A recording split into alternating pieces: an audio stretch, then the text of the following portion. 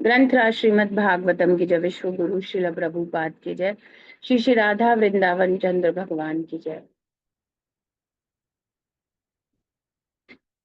आज इंदिरा एकादशी है। आप सभी को इंदिरा एकादशी महामहोत्सव की शुभकामनाएं। अच्छे से व्रत करने का प्रयास करें। At the present moment we are some of us declining God. There is no God. Some of them have little conception of God. Prabhupada कह रहे हैं अभी जो इस संसार में जो मॉडर्न सिविलाइजेशन है तथाकथित, उसमें क्या है, भगवान के अस्तित्व को ही स्वीकार नहीं किया जा रहा। कोई भगवान है ऐसा माना ही नहीं जाना चाहते। Some of them have little conception of God. और कुछ लोगों का कुछ भगवान के बारे में यदि कुछ विचार है तो वो इतना ही समझना चाहते हैं गॉड इज ग्रेट, कि हाँ कोई श्रेष्ठतम स्थिति है और भगवान जो है वो बड़े महान है। But they do not try to understand what is actual relationship with the God.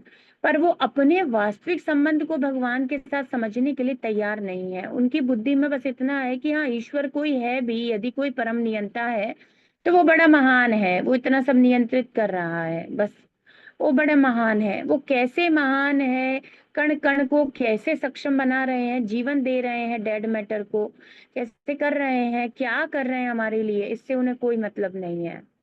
वो बारीकियों में नहीं जाना चाहते। बस एक ग्रॉस वो बना लिया है कि अगर पूछा जाए आप भगवान को जानते हैं, अरे हम भगवान में विश्वास करते हैं। क्या करते हैं, क्या है भगवान? भगवान बहुत महान है, बस ऐसे कह देना, बस इतना ही। भगवान के साथ मेरा एक संबंध है, वो मेरे कुछ लगते हैं और उस संबंध में मैं उनसे कुछ प्रेम करता हूँ, प्रेम का मेरा आदान प्रदान है, उनकी सेवा करता हूँ, इससे कोई अर्थ नहीं है। They are not very serious. और वो बिल्कुल भी गंभीर नहीं है। In this way practically we are avoiding our eternal relationship with the God. और इस तरीके से हम क्या कर रहे हैं, वास्तविकता में भगवान के साथ अपने संबंध को नकार रहे हैं बार बार। और जब तक नहीं समझेंगे तब तक कष्ट में और दुख में रहेंगे। And therefore we can not act properly and that is the cause of all miseries. इसीलिए हम, है ना, इसीलिए हम सही गलत कुछ समझ नहीं पाते और दुखों को, केवल दुखों को अपने जीवन में आमंत्रित करते रहते हैं। That is the cause of all problems. Just like if you do not know the state law, then you do not act properly, you are always criminal. प्रपद कह रहे हैं इसीलिए सारे दुख पीड़ाएं हमारे जीवन में आ रही हैं, क्योंकि जो सही कार्य है वो नहीं कर रहे और गलत कार्य करने वाले को दंडित ही किया जाता है। तो इसी कारण से सारी समस्याएं हैं। और अगर कोई कहे कि भाई हम सरकार के नियम नहीं जानते, हमें तो पता नहीं था, चोरी नहीं करनी चाहिए, ये नहीं करना चाहिए, वो नहीं करना चाहिए, सरकार की प्रॉपर्टी को डिस्ट्रॉय नहीं करना चाहिए, सब नहीं पता था। लेकिन ये पता था या नहीं पता था, यदि आप सरकार के नियम को तोड़ते हो तो आप दंडित होते हो, आप दोषी हो, आप हमेशा एक क्रिमिनल हो, एक दोषी हो। पता था नहीं पता था से भी अर्थ नहीं पड़ता। और भगवान ने इतने सारे शास्त्र, भगवत गीता, अब एटलीस्ट भारत में रहने वाला व्यक्ति तो ये नहीं कह सकता कि हमें नहीं पता था। उन्हें तो सब पता है। उनको तो भगवान ने भगवत गीता शास्त्र दिया है ना।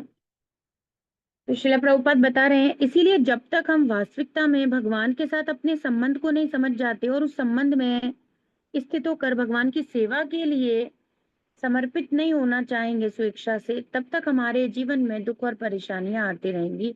उसमें कोई इधर उधर की बात नहीं है, यही होगा।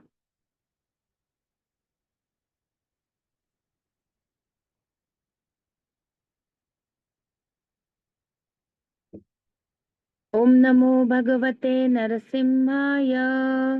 नमस्ते जस्ते जसे आविराविर्भव।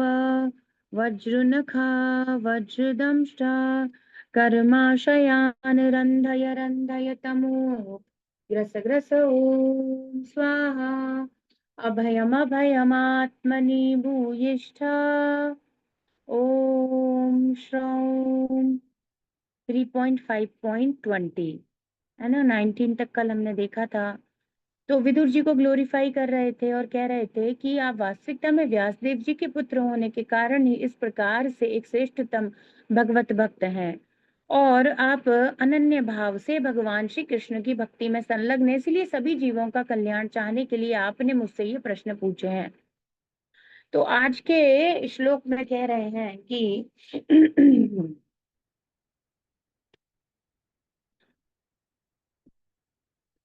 3.5.20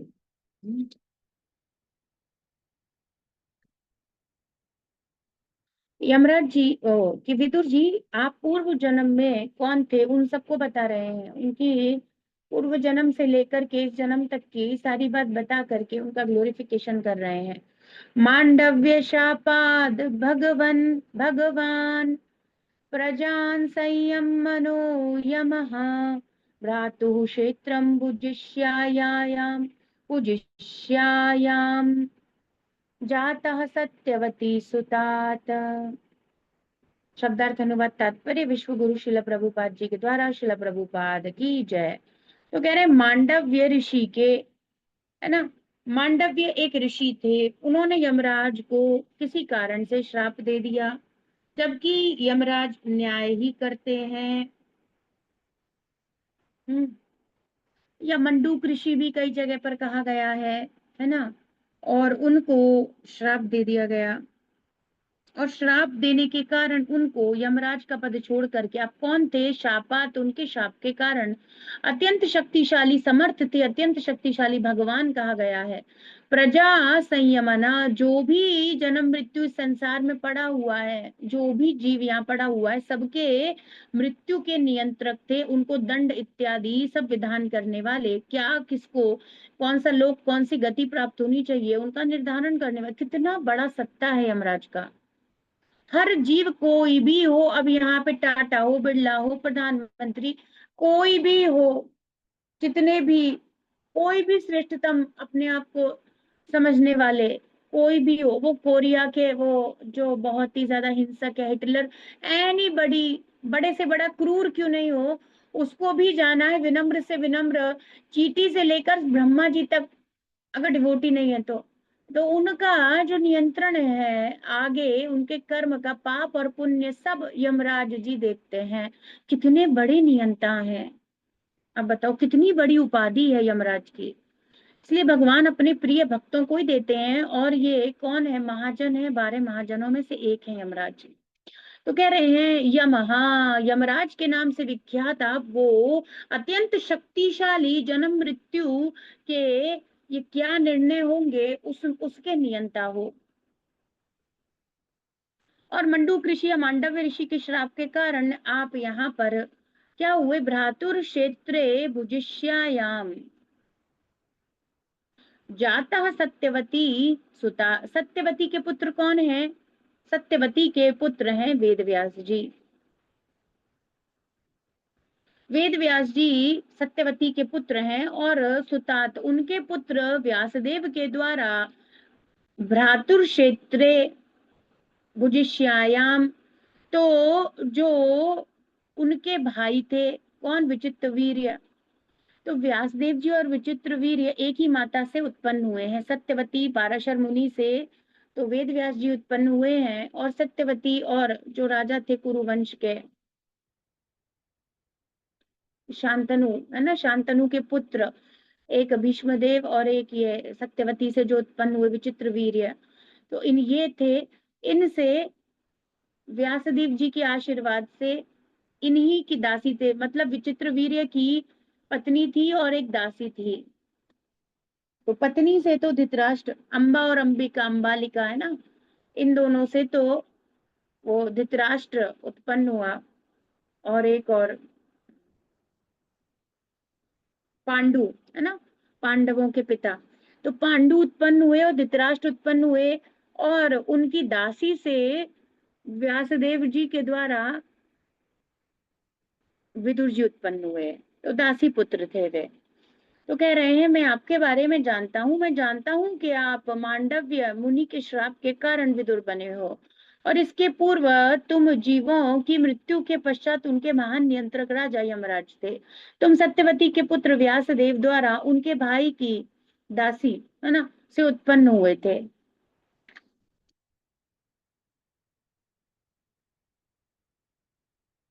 अब प्रभुपाद बता रहे हैं तात्पर्य में, मांडव्य मुनि एक महान ऋषि थे, है ना, और हमने पूर्व में भी चरित्र पढ़ा है। विदुर अपने पूर्व जन्म में नियंत्रक यमराज थे, जो जीवों की मृत्यु के बाद उनका कार्यभार संभालते हैं।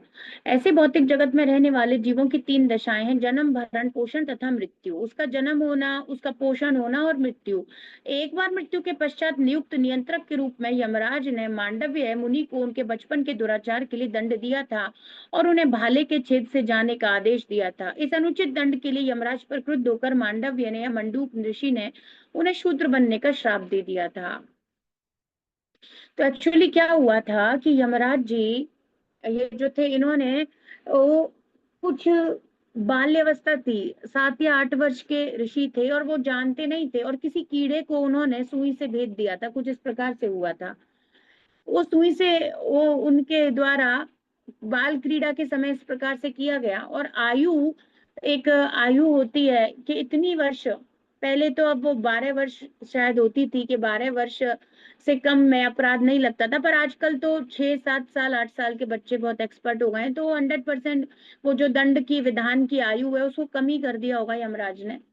तो ऐसे था, तो वो अबोध स्थिति में थे और इनके द्वारा एक कीड़े को मार दिया गया था, ऐसे कुछ।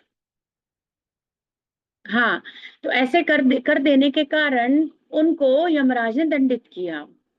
और उन्होंने कहा कि ये अभी तो मेरी आयु उस प्रकार से नहीं थी। फिर ऋषि को बाद में क्रोध आया, और ऋषि को दंडित करने के कारण ऋषि ने क्रोध में श्राप दे दिया और कह दिया कि तुम शूद्र हो, और तुम शूद्र, तुम ऐसे ये इतने बड़े पद को संभालने के योग्य नहीं हो। तो अब वे भगवत भक्त हैं, तो श्राप व्राप ज्यादा कुछ करेंगे नहीं, बल्कि ये केवल एक बहाना बना, क्योंकि श्री कृष्ण धराधाम पर अवतरित हो रहे हैं और भगवान अपने नित्य पार्षदों को चाहते हैं, उनके साथ विभिन्न लीलाओं का आदान प्रदान, उनके साथ भगवान अपनी लीलाएं संपन्न करते हैं। तो उन्होंने ये जो श्राप दिया वो बेसिकली अमृत बन गया। भगवान आए, भगवान के दर्शन, भगवान के साथ विदुर के रूप में भगवान लीलाएं भगवान के साथ और भक्ति करना, और विदुर विदुरानी के घर आए भगवान, और भोजन प्रसाद, जब भी भगवान आते थे तो वहां वहां कहीं प्रसाद नहीं लेते थे, हमेशा विदुर विदुरानी के घर आकर के भगवान प्रसाद लेते थे। तो शुद्ध भक्तों के यहाँ ही भगवान लेते हैं वो, अदरवाइज भगवान नहीं लेते। तो वो दुर्योधन 56 प्रकार के रखा, पर उससे कोई मतलब नहीं हुआ। अब आप सोचो कितनी बड़ी स्थिति है विदुर के रूप में, और कोई कहे दासी पुत्र है, और भगवान श्री कृष्ण जिसो पूरे ब्रह्मांड के स्वामी। अब बताओ लक्ष्मी जी कितनी प्रसन्न होती हैं जब कोई भगवान को प्रसाद, मतलब भोग लगाता है, भगवान को भोजन कराता है। इतनी वे उत्साहित और कितनी प्रसन्न हो जाती है, और उस जीव पर परम कृपा करती हैं। उसके घर में कभी खाने पीने का अभाव नहीं हो सकता, जो श्री कृष्ण को भोजन कराता है या भगवान को भोजन अर्पित करके ग्रहण करता है प्रसाद के उच्चिष्ट को, प्रसाद को। तो उसके, तो भगवान कहीं नहीं जाते थे, हस्तिनापुर आते थे तो विदुर के घर में प्रसाद लेने के लिए जाते थे, विदुर के घर में वो भोजन के लिए जाते थे भगवान। तो ऐसी स्थिति है। आप सोचो इतने बड़े कहीं भी राजवंश कहीं नहीं जाते थे, केवल विदुर जी के घर जाते थे। तो इस प्रकार यमराज ने विचित्र वीर्य की दासी पत्नी के गर्भ से विचित्र वीर्य के भाई व्यासदेव के वीर्य से जन्म लिया, है ना। वेद व्यास सत्यवती के गर्भ से उत्पन्न भीष्मदेव के पिता शांतनु के पुत्र थे। विदुर का रहस्यमय इतिहास मैत्री मुनि को ज्ञात था, क्योंकि वे व्यासदेव के समकालीन मित्र थे। तो दासी पत्नी के गर्भ से जन्म होने के बावजूद विदुर ने महान भगवत भक्त होने की सर्वोच्च प्रतिभा का उत्तराधिकार प्राप्त किया था, क्योंकि उनके माता पिता महान थे और उनका संबंध महान था। ऐसे महान वंश में जन्म लेना भक्ति में जीवन करने के लिए लाभप्रद है। विदुर को यह अवसर अपनी पूर्व जन्म की महानता के कारण प्राप्त हो सका, क्योंकि वे यमराज थे, इतने बड़े दंड अधिकारी और न्याय के पद पर भगवत कृपा से और भगवत भक्त होते हुए विराजमान थे। तो इस जन्म में भी उन्हें भगवान का संग नित्य पार्षद के रूप में प्राप्त हुआ। और दूसरी बात कि व्यासदेव जी चुने गए, ऐसा नहीं था।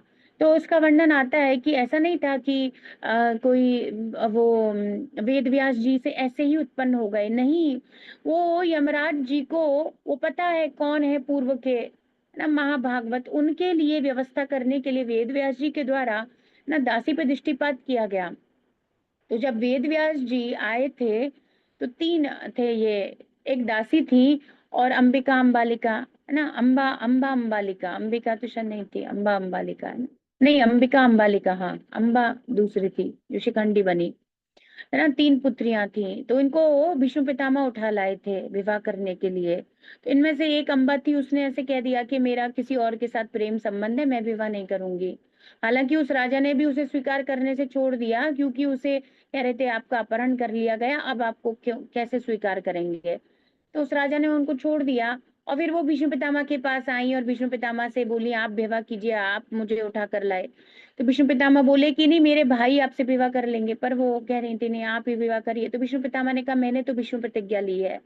तो फिर उन्होंने श्राप दिया और वो शिखंडी बने अगले जन्म में, और वो विष्णु पितामह की मृत्यु का कारण बनी, है ना। ये सब है। तो इस प्रकार से पूरा महाभारत में वर्णन आता है। और जो 2 रानियां थी, तो एक पांडु की पत्नी थी, एक विचित्रवीर्य की पत्नी थी, उनसे धृतराष्ट्र उत्पन्न हुए। और पांडु की जो पत्नी थी, उनको पांडु उत्पन्न हुए, नहीं विचित्रवीर्य की ही 3 दासी, हाँ सॉरी। तो विचित्रवीर्य जो शांतनु के पुत्र थे, उनकी 2 पत्नियां थी और एक दासी थी। उनकी एक पत्नी से धृतराष्ट्र उत्पन्न हुए, और एक पत्नी से ये पांडवों के पिता उत्पन्न हुए, और विदुर जी उत्पन्न हुए। तो ऐसा वर्णन आता है कि एक ये वेदव्यास जी के तेज को देखकर डर गई। जैसा तेज प्रज्वलित हो रहा था, वेदव्यास जी जब उनके सामने आए, तो उसको देखकर डर गई, तो उन्होंने आंखें बंद कर ली। तो धृतराष्ट्र अंधे हुए, और एक भय के कारण पीली पड़ गई, तो पांडु वो जो रोग से ग्रसित हुए। और विदुर जी जो दासी पुत्र थे, वो उनके कोई दिक्कत नहीं है, वे भी शायद भगवत भक्ति रही होंगी, उसी प्रकार से किसी वैष्णव को गर्भ में भेजा जाता है।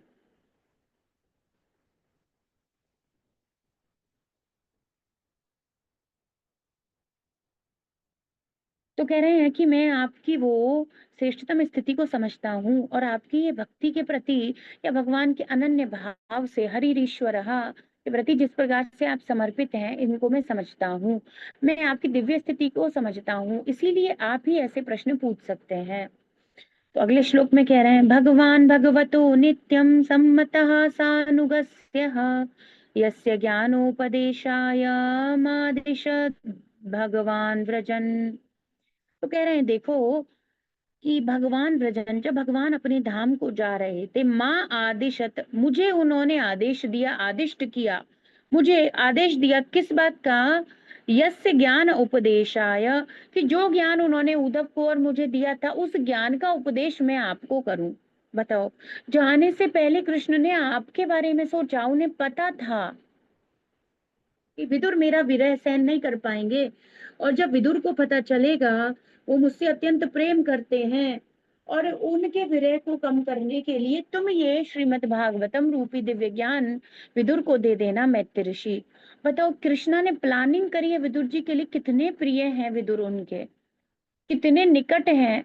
अब ऐसे समय में जब भगवान प्रयाण कर रहे हैं, तो एक तो भगवान उद्धव जी को रखे, है ना, और विदुर जी के लिए प्लानिंग कर रहे हैं, और मैत्र ऋषि को माध्यम बनाने के लिए बुला लिया, और उद्धव जी से अलग काम कराएंगे, बद्रिक आश्रम में उपदेश करवाएंगे, है ना। तो इस प्रकार से कृष्णा ने ऐसे ऐसे प्लानिंग की है। तो विदुर जी आपके लिए उन्होंने मुझे बोला था कि अब आप विदुर को यह ज्ञान देना जो आपको मैंने प्रदान किया है। तो कह रहे हैं भगवान भगवतः नित्यम सम्मतः सा अनुगस्यः। और मैं ये भी जानता हूँ कि भगवान आप ही हो, भगवान के नित्य मान्य मतलब सम्मान प्राप्त अनुगामी अनुगस्य संगियों में से, या आप भगवान के नित्य संगियों में से एक हो। इसीलिए उन्होंने इतनी महत्वपूर्ण समय में आपका स्मरण करते हुए आपके कल्याण के लिए मुझे उपदेश दिया, और कहा कि आप ये विदुर को कह देना। आप भगवान के नित्य संगियों में से एक हैं, जिनके लिए भगवान अपना धाम वापस जाते समय मेरे पास उपदेश छोड़कर गए हैं। तो कितनी बड़ी बात है, उनके लिए कुछ छोड़कर गए हैं भगवान। मृत्यु के पश्चात जीव के महान नियंत्रक यमराज जीवों के अगले जीवन के भाग्य का निर्णय करते हैं। वे निश्चय ही भगवान के प्रतिनिधियों में सर्वाधिक विश्वसनीय है। अब आप सोचो, सर्वाधिक विश्वसनीय है भगवान के प्रतिनिधियों में यमराज। तो Yamraj is a very important post, और हालांकि जो मंडूक ऋषि को दंडित किया होगा 100% उन्होंने उनकी अबोध स्थिति और सब समझी ही होगी, और फिर उसी अनुसार दंड किया होगा, उसमें गलती या त्रुटि थी नहीं। अगर त्रुटि हो गई होती तो भगवान उन्हें अपने नित्य संग देने का, ऐसे श्राप को वरदान में बदलने के लिए थोड़ी कोई उपाय करते। ये उनको विदुर के रूप में भगवान का संग प्राप्त होता। और स्वयं जब वो तीर्थ स्थान में गए थे तो प्रभुपाद पिछले परपोर्ट में बता रहे थे कि वेदव्यास जी से उन्होंने श्रीमद् भागवतम सुनी। Even after they want to hear Shrimad Bhagavatam, तो he so much attached to Krishna, तो दोष तो हो ही नहीं सकता। तो तथाकथित यहाँ के कोई भी व्यक्ति, योगी वोगी कोई हो, है ना, योग करने वाले, कोई सिद्धि प्राप्त करने वाले, इन सब के श्रापों से भगवत भक्त को कोई फर्क नहीं पड़ता, ना कुछ विचलित कर सकता, ना उसको परिवर्तित कर सकता। भगवान असीम कृपा करने वाले हैं। तो भगवान कहते हैं कि भाई मैं मेरे भक्तों के द्वारा, अहम भक्त पराधीना, तो दुर्वासा आए श्राप देंगे, उस श्राप के खुद ही चक्कर पड़ गया। और ऐसा ही एक एकादशी, रमा एकादशी आएगा अभी कार्तिक में, नवंबर में जब, तो या रमा एकादशी, है ना, अक्टूबर में आए शायद, तो रमा एकादशी वहां पर उसी समय ये लीला हुई थी। तो दुर्वासा ऋषि श्राप दे रहे थे और श्राप उन्हीं को भारी पड़ गया। तो तथाकथित रूप से जो भगवान की भक्ति में संलग्न है,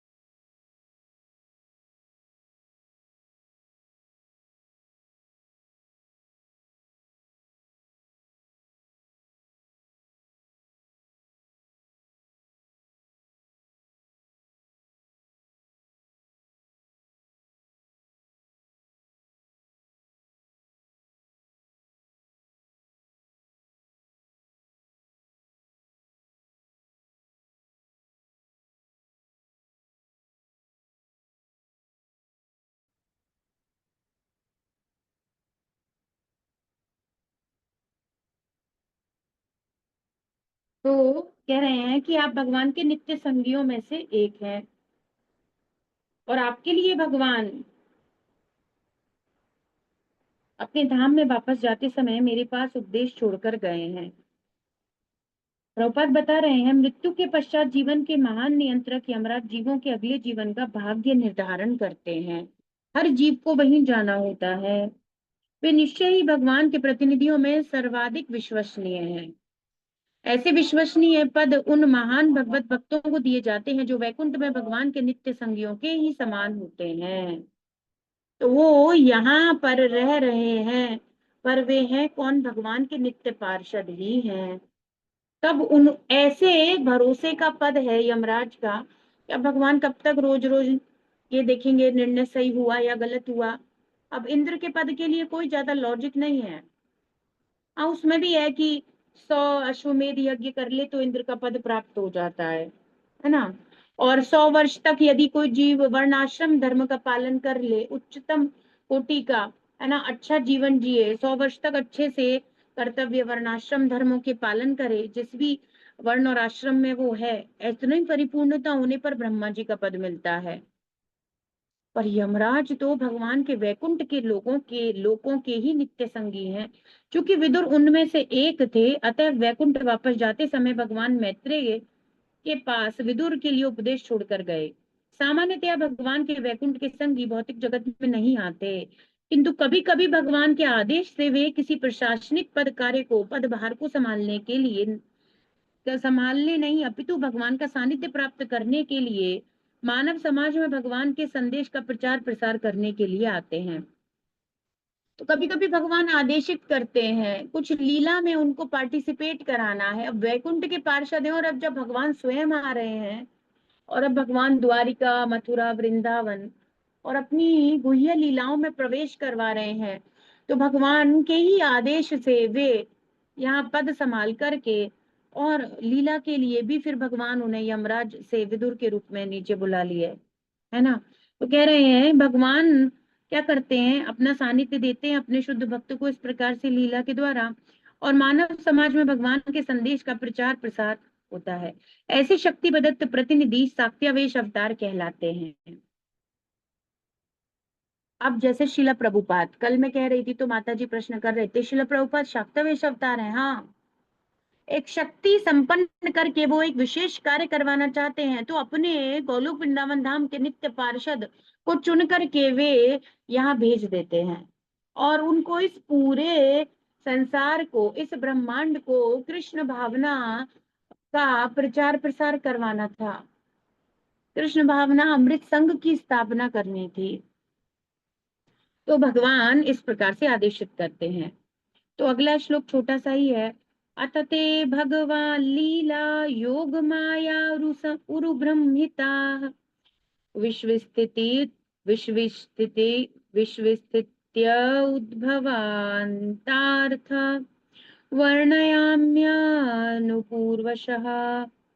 कह रहे मैं आपको सभी कुछ वर्णन करूंगा। क्या? विश्व की ये जो सृष्टि होती है संसार की, विराट जगत की स्थिति, मतलब इसकी इसकी सृष्टि, उद्भव उद्भव उद्भव उद्भव मतलब किसी चीज की उत्पत्ति, इसकी उत्पत्ति, स्थिति मतलब वो मेंटेन किया जा रहा है, उसका पालन, और अंत। तो जन्माद्यस्य, इस संसार की सृष्टि होना, इस संसार का पालन पोषण होना, और इस संसार का संहार होना, ये सब मैं आपको अर्थात जो भगवान करते हैं वर्णयामी अनुपूर्वशः, क्रमबद्ध रीति से वन बाय वन मैं आपको ये सब कुछ वर्णन करूंगा। तो उन्होंने बोला था क्या बताऊं, तो उन्होंने कहा भगवान पुरुष अवतार लेते हैं, संसार का सृष्टि पालन और संहार करते हैं, वो भी बताइए, फिर भगवान की दिव्य लीलाएं भी बताइए। तो पहले यही बता रहे हैं जो विदुर जी ने कहा था।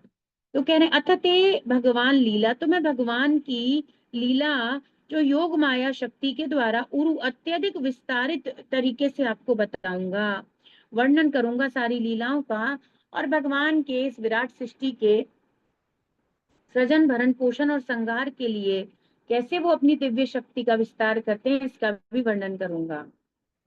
सर्वशक्तिमान भगवान अपनी विभिन्न शक्तियों के द्वारा अपनी इच्छा अनुसार कुछ भी कर सकते हैं। विराट जगत की सृष्टि उनकी योग माया शक्ति द्वारा की जाती है। उन सब का वर्णन मैत्रेय ऋषि इसी अध्याय से करना प्रारंभ करेंगे। तो आगे के कुछ श्लोकों से, अब अगले श्लोक से ही वो भगवान क्यों सृष्टि करना चाहे ये सब का भी वर्णन करना शुरू कर देंगे, और फिर अगले श्लोकों में एक एक चीज कैसे भगवान एक एक तत्व बनाए, एक एक नियामक देवता बनाए, इस प्रकार से सारा वर्णन करेंगे। तो आज हम इतना ही लेंगे। ग्रंथराज श्रीमद् भागवतम की जय। विश्व गुरु श्रील प्रभुपाद की जय। श्री श्री राधा वृंदावन चंद्र भगवान की जय। निताय गौर।